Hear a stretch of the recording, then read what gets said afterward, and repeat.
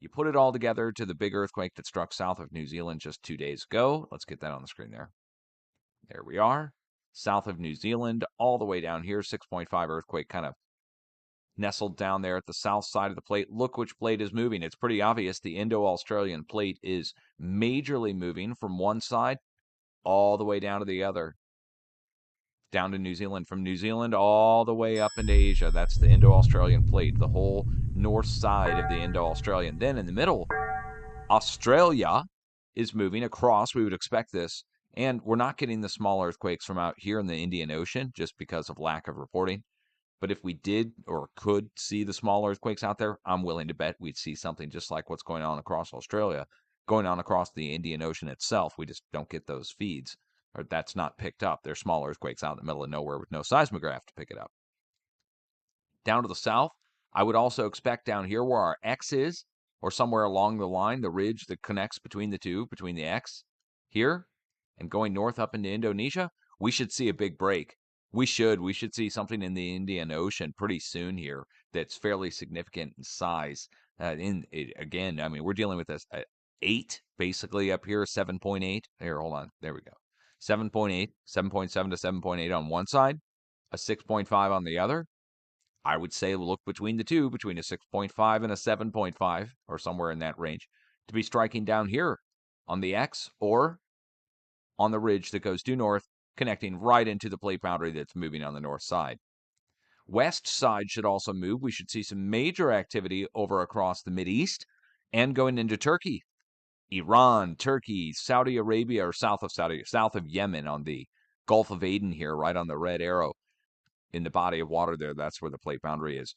We should see a major increase as this starts to shift and move on the west side of the Indo-Australian plate. Again, that puts Gulf of Aden, and then we go into the Red Sea and we go to the north, this way up into Israel, and we go to the south, down all the way to the X down in South Africa. So I would watch, well, I mean, not just I would watch, we are going to see major movement going across the Gulf of Aden, up the Red Sea, up into Israel, and going down into Africa. Then it all comes back together over in Turkey and South Europe. So that's all about to increase as well. I would say we should go up. We will go up by a magnitude to a magnitude and a half. So if we go up one magnitude, we're at 5.5. We go up another half magnitude, we're at 6.0 level. Again, if we go up by one magnitude, we're at 5.9. We go up by a magnitude and a half, we're at 6.5 in Iran. That's enough to cause major damage. A 6 in Greece is enough to cause major damage. A 6.5 in Iran is enough to cause major damage. And none of this is on there now. This is what we would look for over the next few days as the Indo-Australian plate edge boundary is clearly shifting from New Zealand all the way up into Asia, even going up here to where the stack of earthquakes is, right at the pinnacle tip, going from Afghanistan up into Kashmir. Whoops. Okay. All right. Getting some text messages from people talking about this stuff. So, north side of the plate boundary, on the north side, we're moving. West side, we're waiting for this to move. East side, it already broke. If it happens out in the middle of the ocean and out on the southwest side down here, I don't think many people will care unless it's a tsunami generating event, which could happen, but nobody really pays attention out in the ocean. Same for this one out here in the mid-Atlantic ridge. Did anybody even care that a 6.6 to 6.7 earthquake struck this morning out there at the tip of the arrow? But if we trace this back, where does it go? It goes right back to over here where this week, let's back it out and show you. There we go. This is going on across. So where did this come from, right? Like, well, we have to look through the planet to the Antipode. So opposite side of the, let's look through. There we go. This, where's our exact opposite? Our exact opposite is somewhere right through here. Oh, okay. So looking through the planet, you see the green earthquake marked on the opposite side of the planet, right? Let me make sure you can see this before I go further. Okay, so we're looking through the planet. The 6.7's on the opposite side of the planet, just so for depth perception. It's kind of hard to see. Turn the planet back on here. Get rid of the rest of the earthquakes. So our antipode, if you want to call it that, the middle antipode, is right here, going through the planet, looking to the other side where the 6.7 is. So what is that? That is the middle point for all of our deep earthquakes. We got a bunch of deep earthquakes on this side, like a giant triangle, basically spread out. They're raised high off the planet. And then we go on the other side, and that's where they would theoretically focus all in on. Now we're going to look through this way. So the 6 is on our side now. Let's look through the planet, see where the others are. See? It's like a triangle on the other side, focusing in literally on this on the opposite side of the planet. So now let's look between the two. There we go. Now on the right side, we have all the deep earthquakes. And on the exact opposite side of the planet, we have the 6, right? Well, let's look through the planet and let's connect them with the angle to the core of the Earth. So now what's happening, if you look at the deep earthquakes that are raised high off the planet like a pincushion, they have lines that carry on all the way down to the core. And then on the opposite side, we have one single line coming out to the 6. So if you were to ask me, where did this earthquake come from? It came from the opposite side of the planet, the Antipode, where this here is causing the earthquake at the surface here. All the way on the opposite side of the planet, we get a break first. That's what it looks like, explanation-wise, as to where that came from, because we did not have any big coming across event to let us know that there was a 6 coming across this way and going around South America this way or this way to the south. So the explanation is Antipode quake. We know about them. They talk about them. Professionals even acknowledge they exist. Whereas this earthquake was caused by the Indo-Australian plate shifting towards the surface. On the opposite side, this earthquake was caused by all these deeps. On the opposite side, focusing in on the opposite side of the planet with a giant wave, which then has come up back over here with a new shallow break. That's what it looks like, guys. We're decoding this all, and we're using principles and things that I had to discover on my own. You won't find this in any geology textbook, will you? Or seismology textbook. Nothing. They'll be referencing what I'm talking about now in the future in their future textbooks without mentioning my name. Or if they do, it'll be in a footnote and say, do not mention this name. He who shall not be named. No, we're not talking about Voldemort. We're talking about Dutch Sense. The guy who discovered the Dragonhead fort up in Scotland, you know? Ah! Add that to the list, right? I was a weird guy. Jack of all trades. When you're jack of all trades, you're never good at anything, really, right? You're okay at everything, but you're not good at anything? Yeah, that sounds like me. Wake up, dude. Wake up. Good morning, good afternoon, good night, good evening. We're here. We're streaming. We're okay as long as I can keep an internet connection. I need the internet. Need more internet. I'm looking for the internet. I'm gonna go mine for some internet out there somewhere. I'm gonna find me some internet. Once I get it, I ain't never letting go. Okay. Have a good afternoon, guys. I'll be around. I'm not going to talk much now. We're just going to watch and see because I'm looking. Let me explain really quick one more time what I'm going to look for. Just as you guys can all watch along and we'll see what happens in the next 48 hours. I mean, I don't think it's going to take long.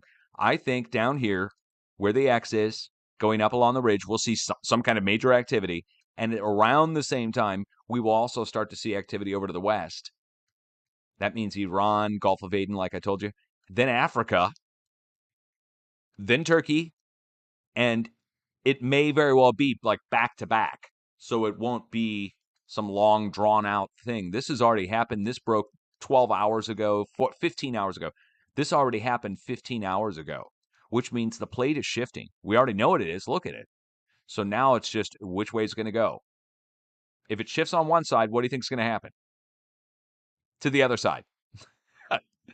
This is basic stuff. It's not in any geology textbook, though. They deny that any of this happens. They say that one side of the plate doesn't move and the other side doesn't compensate.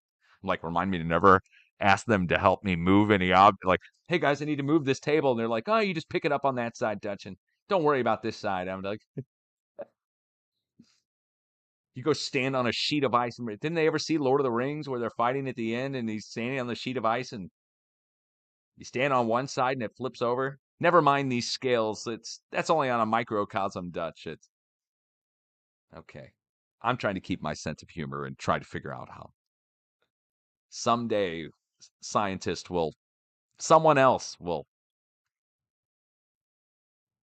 have a sense of duty and honor and they'll come out and do it. You guys have a good morning, afternoon, night, evening. I will be here if you need me, if anything huge strikes. Otherwise, I'm shutting up. Peace out. We might play some music in just a little bit, and I will get a forecast together, but you won't hear me record that. I'll record that on my other computer now, and I'll just upload it to YouTube. People on YouTube deserve to know in a video, as opposed to me streaming live here on Twitch, that people on YouTube and X and Facebook and all that, they only watch videos, guys. They they don't want to watch a live stream. Like, how many people are here? So there's only a certain number of people that want to watch a live stream. I get it. I get it. Earthquakes are kind of tedious to watch unless something huge is happening at that time. Everybody wants to know about earthquakes after they hit. That's something else I've learned. I don't know why. It's some weird thing. It's kind of like watching a tornado video after the tornado's already come and gone and people just want to see it. So we're not doing this to try to get attention. So I need to just get the information out, and live streaming is for people who want to like game and get their stuff out there live. You know what I mean? So I do need to put it in video form so people can come back and watch it and share it and that kind of stuff. And live streaming did make me a little lazy when it comes to making videos. I used to make videos only. Now I make all my stuff live. As I'm talking to you, I just hit record and just record myself talking whatever I say. And then I just upload that as a video. But that's lazy. That is lazy. Other people take the time to process a video, splice it, add an intro and an outro, and put their product merch suggestions in at the front of the video and all that good stuff. I need to do that. I need to. It's okay to do. It's okay to mention your stuff and your products and your stuff you want to push to your audience. Name me the last time I got on here and started an update and was like, hey guys, well, before we get going, let's go into my merch store. And I've never done that. For some reason, I forget when I start that I'm supposed to go like promote all my shit. I could have made so much money over the years doing that. Why the am I not doing that? Oh man. My wife even told me, she goes, why don't you mention your t-shirts? I'm like, damn, I always it's like a mental block. I don't even want to mention it. I feel like I'm trying to huck shirts to my audiences. That's what it feels like when you do your merch. At least to me, I've got a sense of dignity and honor. I feel like I'm hucking something to try and get you guys to buy something from me. I hate that shit. Yeah, cool. Yeah, cool merch. It is cool. But yes, yeah, no, the merch is great. No, I'm not saying that there's nothing wrong with the merch. It's great quality. The shirts they're nice and smooth and everything. Right? They don't fall apart when you wash them. I mean, it really is high quality merch. I'm not complaining about the merch. I'm just saying I don't like talking about it. It kind of makes me feel cheap. I don't know. We know what's funny is I wear my own merch.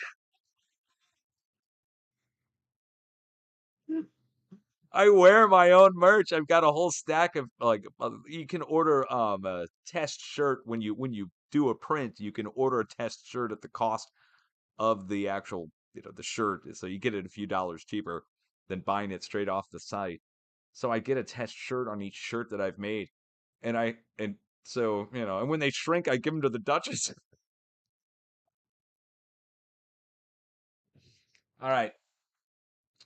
Yeah, I'm promoting my own stuff. That's sad as shit, like you're sitting in your office by yourself wearing your Dutch Sense merch. It is. It's sad. It's okay. That's okay. I'm probably putting a smile on some of my trolls' faces. Hey, at least I can make them smile for once. Yeah, just imagine that pathetic scene of me sitting in my office with no internet, no power to my house, and my Dutch thin shirt complaining about earthquakes. Your life could be worse. You could be me. Yeah, and you've been listed as a threat on the Department of Homeland Security site for some reason. Get me out of the bizarre world that I'm in, can we, please? I'm not complaining. I'm laughing about this shit. You gotta be fucking kidding me that this happened. I promise I'm doing everything that you would do if you found something like earthquake forecasting, that you would just stick with it until the end. Hopefully.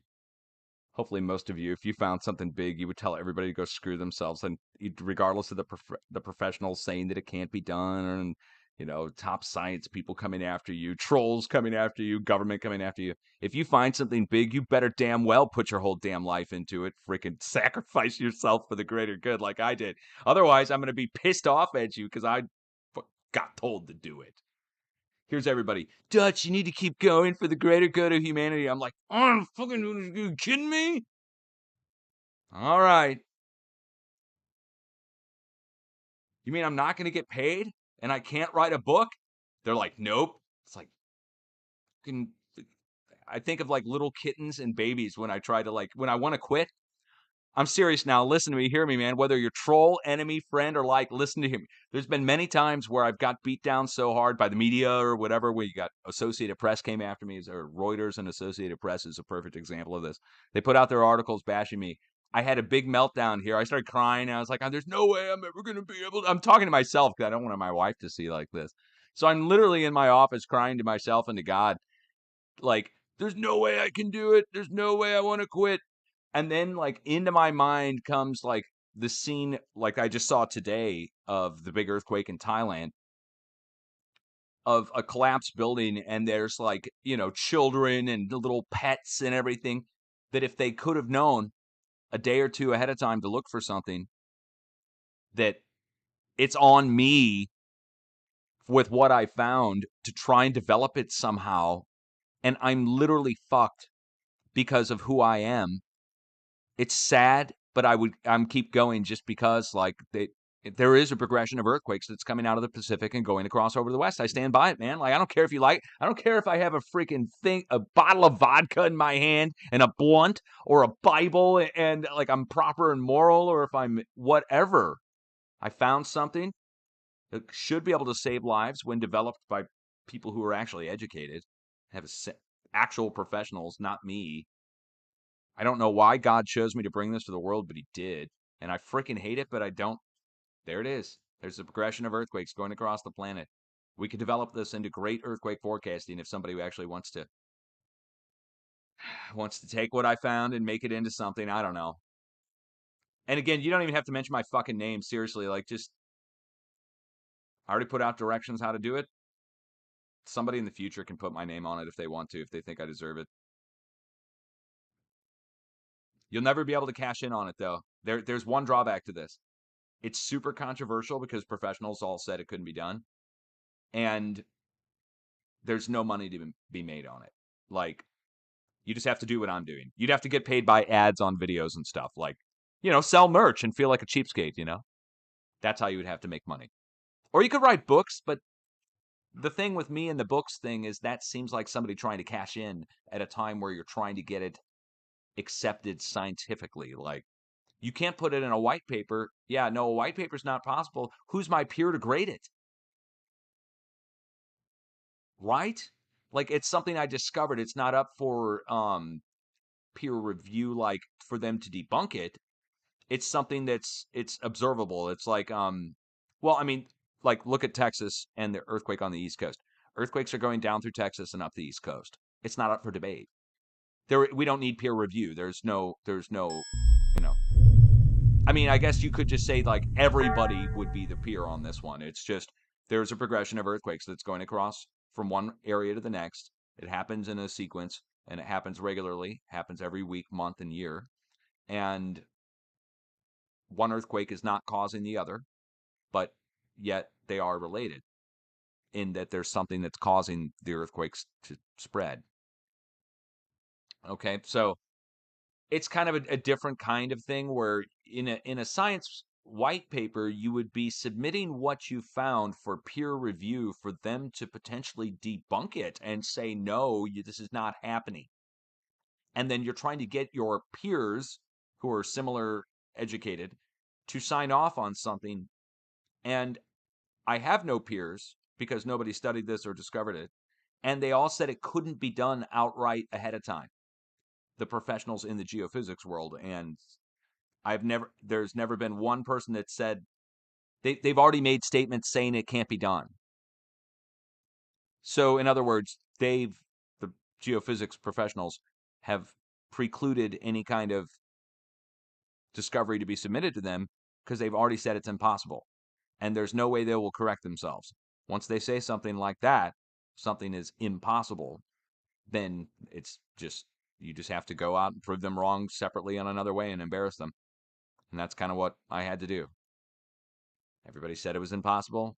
They accused me falsely of doing things, and I had to go the other direction and prove it. So, why am I telling you the story? My internet got shut down again today as soon as I got on. I started ranting. This isn't a rant. This is me telling you about the quakes themselves. All right, we're done, but we're doing good. I'm here finally after many months of not being here, so to speak. Absent-minded, if you want to call me that. Had other things on the plate that were preventing me from doing daily broadcasts. And like I said, videos are where it's at for me getting my information out. People do not want live earthquake information. Look at the numbers. They speak for themselves. YouTube, here on Twitch, over on X, it's only a few hundred people worldwide who want live earthquake information 24/7. It's not like the weather. People don't want to know about earthquakes until there is an actual threat coming at them or one that's already hit. They don't want the earthquake channel. You know what I mean? Like the Weather Channel with music and like seeing the earthquakes whenever you want to and come on and like no, like a majority of the public does not want that. I've been on for many years and I've never been able to break free of 50 people to 100 people. Worldwide. So worldwide, there's 50 to 100 people, maybe a few hundred, 300 to 500 people who want live earthquake information. No one else does. Weird, right? I know. I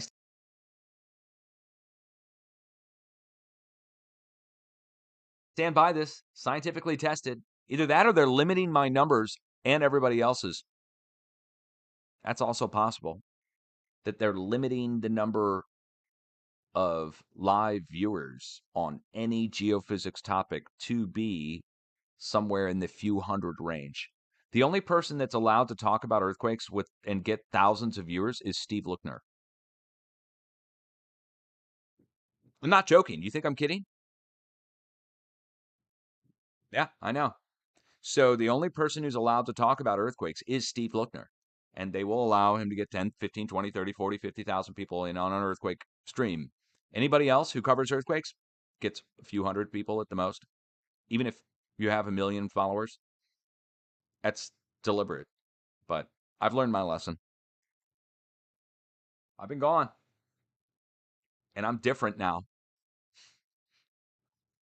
Different now. I'm different now, man. In a good way. In a good way. I'm way more serious now. Way more serious. I don't know if that's good, actually, now that I think about it, but I don't know.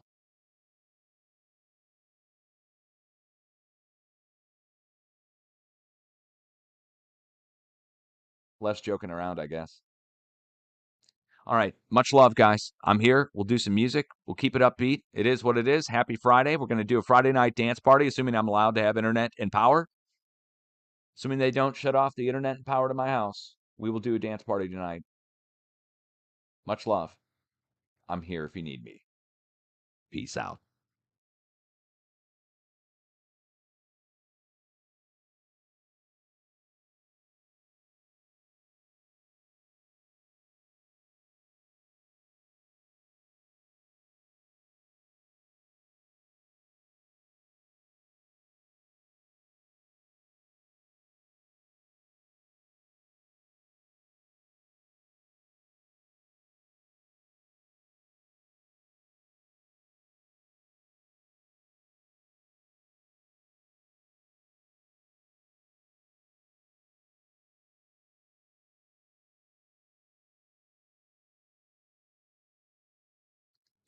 Somebody just sent me a message about the songs. Yeah, no, I uploaded the songs to X yesterday just so you guys could download them or whatever if you wanted to. Somebody asked me to. So, yeah, no, I did 3. If you missed it, yeah, I don't know if you're gonna even want to hear them, but I did 3 rave remixes. Rave, yes, like rave, like get out your glow sticks. Yeah, yeah, I did some rave remixes, and then I uploaded them to X for people to enjoy. And most people enjoyed them. There were a few people who had some negative things to say. Why don't you like rave music? I just don't understand. Anyway, if you guys want to hear it, we'll play it again. Some of you have already heard it many times. That's okay. Yeah, the rave music. Yeah, we'll do some rave music. Friday night. Get your glow sticks.